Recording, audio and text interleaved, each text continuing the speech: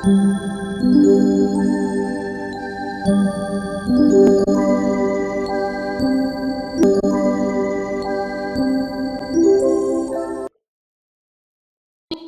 ಭೂಮಿಯ ಮೇಲೆ ವೈವಿಧ್ಯಮಯವಾದ ಸಸ್ಯ ಸಂಕುಲವೇ ಬೆಳೆದು ನಿಂತಿದೆ. ಈ ಸಸ್ಯ ಸಂಕುಲವು ಕೀಟಗಳಿಗೆ, ಪ್ರಾಣಿ ಪಕ್ಷಿಗಳಿಗೆ, ಮಾನವನಿಗೆ ಆಹಾರವನ್ನು, ಆಶ್ರಯವನ್ನು, ಶುದ್ಧ ಗಾಳಿಯನ್ನು ಕೊಡುತ್ತಿವೆ. ಎಲ್ಲಾ ಜೀವಿಗಳು ತಮ್ಮ ಪೋಷಣೆಗಾಗಿ ಪ್ರತ್ಯಕ್ಷವಾಗಿ ಮತ್ತು ಪರೋಕ್ಷವಾಗಿ ಸಸ್ಯಗಳನ್ನು ಅವಲಂಬಿಸಿವೆ. ಇಂಥ ವೈವಿಧ್ಯಮಯ ಸಸ್ಯವರ್ಗದಲ್ಲಿ ಕೆಲವು ವಿಶಿಷ್ಟವಾದ, ವಿಸ್ಮಯಕಾರಿಯಾದ ಮತ್ತು ಆಶ್ಚರ್ಯವನ್ನುಂಟು ಮಾಡುವ ಸಸ್ಯವರ್ಗವಿದೆ.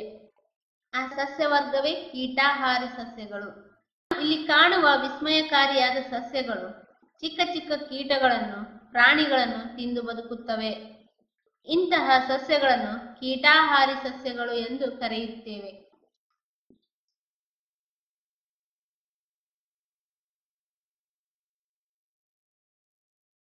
ಕೂಜಿ ಗಿಡ, ಇಬ್ಬನಿ ಗಿಡ, ನೊಣದ ಬೋನು ಮುಂತಾದವು.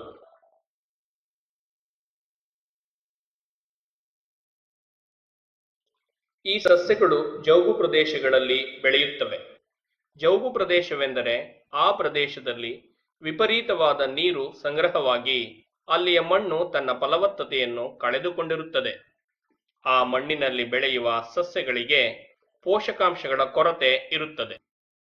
ಎಲ್ಲಾ ಸಸ್ಯಗಳು ಆರೋಗ್ಯಕರವಾಗಿ ಬೆಳೆಯಲು ಸಾರಜನಕದ ಜೊತೆಗೆ ಹಲವಾರು ಪೋಷಕಾಂಶಗಳು ಬೇಕು. ಆದರೆ ಈ ಜೌಗು ಪ್ರದೇಶಗಳಲ್ಲಿ ಸಾರಜನಕ ಪೋಷಕಾಂಶ ತುಂಬಾ ಕಡಿಮೆ ಇರುತ್ತದೆ. ಹಾಗಾಗಿ ಈ ಕೀಟಾಹಾರಿ ಸಸ್ಯಗಳು ಚಿಕ್ಕ ಚಿಕ್ಕ ಕೀಟಗಳನ್ನು ಮತ್ತು ಪ್ರಾಣಿಗಳನ್ನು ತಿಂದು ತಮಗೆ ಬೇಕಾಗುವ ಸಾರಜನಕವನ್ನು ಪಡೆದುಕೊಂಡು ಬದುಕುತ್ತವೆ.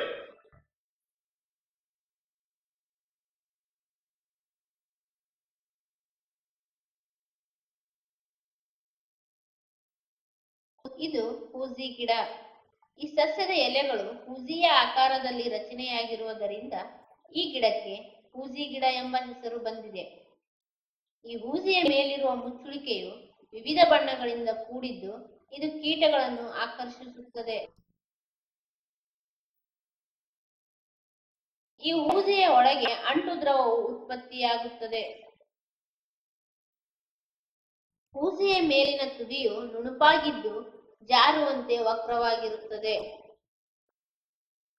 ಕೀಟಗಳು ಈ ಸಸ್ಯಕ್ಕೆ ಆಕರ್ಷಣೆಗೊಂಡು ಆ ಹೂಜಿಯ ಮೇಲೆ ಕುಳಿತಾಗ ಕೀಟವು ಜಾರಿ ಆ ಹೂಜಿಯೊಳಗೆ ಬೀಳುತ್ತದೆ.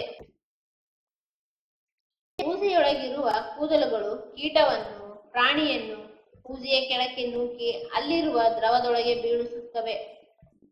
ಆ ಕೀಟವು ಮೇಲೇರಲು ಸಾಧ್ಯವಾಗುವುದಿಲ್ಲ. ಆ ದ್ರವದಲ್ಲಿ ಬಿದ್ದ ಜೀವಿಯು ಕಿಣ್ವಗಳ ಸಹಾಯದಿಂದ ಜೀರ್ಣಗೊಳ್ಳುತ್ತದೆ.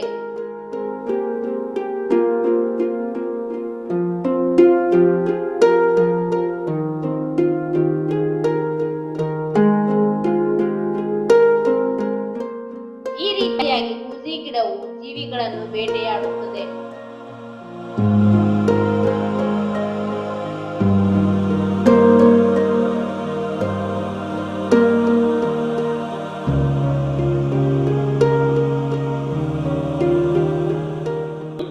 ಇದು ಇಬ್ಬನಿ ಗಿಡ. ಈ ಸಸ್ಯದ ಪ್ರತಿಯೊಂದು ಎಲೆಯ ಮೇಲ್ಮೈಯು ಪ್ರಾಣಿಗಳನ್ನು ಹಿಡಿದುಕೊಳ್ಳಲು ಗ್ರಹಣಾಂಗಗಳನ್ನು ಹೊಂದಿರುತ್ತವೆ. ಈ ಗ್ರಹಣಾಂಗಗಳು ಅಂಟು ದ್ರವವನ್ನು ಉತ್ಪತ್ತಿ ಮಾಡುತ್ತದೆ. ಈ ಅಂಟು ದ್ರವವು ಬಿಸಿಲಿನಲ್ಲಿ ಇಬ್ಬನಿಯ ಹನಿಗಳಂತೆ ಒಳೆಯುತ್ತವೆ. ಹಾಗಾಗಿ ಈ ಗಿಡಕ್ಕೆ ಇಬ್ಬನಿ ಗಿಡ ಎಂಬ ಹೆಸರು ಬಂದಿದೆ. ಈ ಒಳೆಯುವಂತಹ ರಚನೆಗಳಿಗೆ ಕೀಟಗಳು ಆಕರ್ಷಣೆಗೊಳ್ಳುತ್ತವೆ. ಎಲೆಯ ಮೇಲೆ ಕೀಟಗಳು ಕುಳಿತಾಗ ಸುತ್ತಲೂ ಇರುವ ಗ್ರಹಣಾಂಗಗಳು ಕೀಟಗಳೆಡೆಗೆ ಬಾಗಿ ಕೀಟವು ಹಾರಿ ಹೋಗದಂತೆ ನಿಧಾನವಾಗಿ ಕೀಟವನ್ನು ಹಿಡಿದುಕೊಳ್ಳುತ್ತದೆ.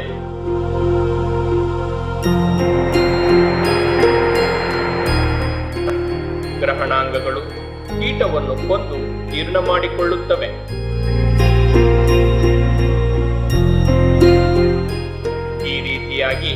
ಇಬ್ಬನಿ ಗಿಡ ಜೀವಿಯನ್ನು ಬೇಟೆಯಾಡುತ್ತದೆ.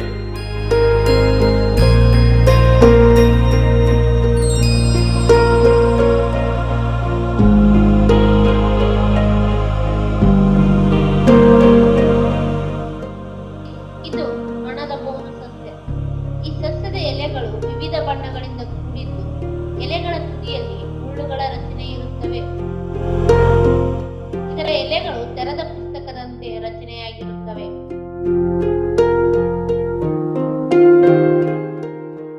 ಎಲೆಗಳ ಮೇಲೆ ಕೀಟವು ಬಂದು ಕುಳಿತಾಗ ಆ ಎರಡೂ ಎಲೆಗಳು ಕ್ಷಣಾರ್ಧದಲ್ಲಿ ಮುಚ್ಚಿಕೊಂಡು ಬಿಡುತ್ತವೆ. ಇದರಿಂದ ಒಳಗಿರುವ ಕೀಟವು ಸಾಯುತ್ತದೆ.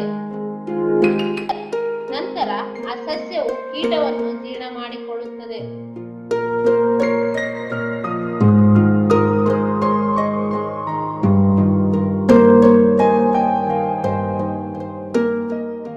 ಈ ರೀತಿಯಾಗಿ ಈ ಕೀಟಹಾರಿ ಸಸ್ಯಗಳು ತಾವು ಬೆಳೆಯುವುದಕ್ಕೆ ಬೇಕಾದ ಸಾರಜನಕ ಪೋಷಕಾಂಶವನ್ನು ಕೀಟಗಳಿಂದ ಪ್ರಾಣಿಗಳಿಂದ ಪಡೆದುಕೊಂಡು ಬದುಕುತ್ತವೆ.